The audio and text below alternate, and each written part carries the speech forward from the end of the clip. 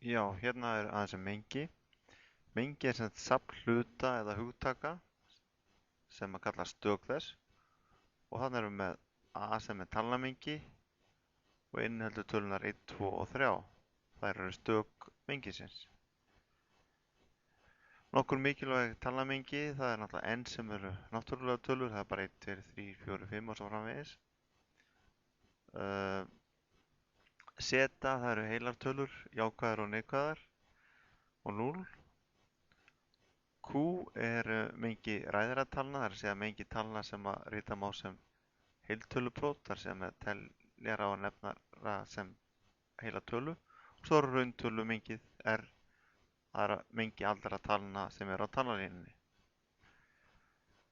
Nú, mengi og stök, það að A sé stak í menginu A, það er ritað svona með þessu tákni. Þarna er mengið A og það inniheldur stökin A, B, C og D og þess vegna getur sagt að A sé stak í menginu A. Ef við skoðum mengin hérna A sem inniheldur stökin 1, 3 og 5 og B sem er 1, 2, 3, 4 og 5 og teiknum mengjamynd, þá getur hún litið svona út og við sjáum að A er hluti af B og það er þá hlutmengi. Það er hlutmengi ef að sérhvert stak í A er einnig stak í B og það er ritað svona.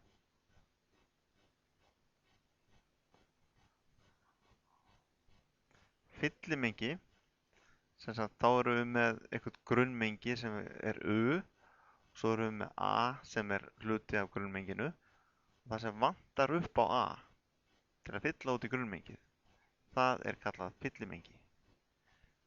Þetta skrifað með A með streiki yfir. Hérna sjáum við dæmi, við erum með mengið A sem er með tölunar 2, 4 og 6 og svo erum við með grunnmengið sem er með tölunar frá 1 upp í 7 og við sjáum að í fyllimenginu, fyllimengi A, A með streiki yfir, það er 1, 3, 5 og 7. 1, 3, 5 og 7, það er það sem er fyrir utan A en í grunnmenginu.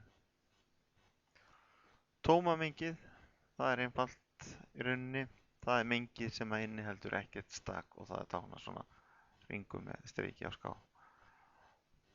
Við skoðum nokkra mengiaðgerðir og tökum sem dæmi hérna 2 mengi A og B.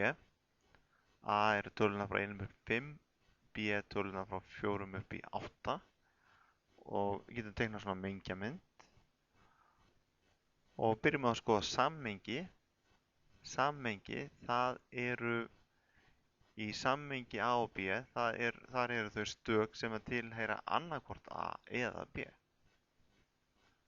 Og hérna er svona mynd af þessu lituð og það eru sem sagt þá allar tölurnar.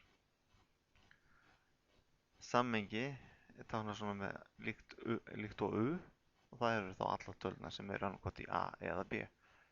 Sniðmengi hins vegar, þá erum við að skoða hvaða tölur eru í A en einnig í B, bæði í A og B.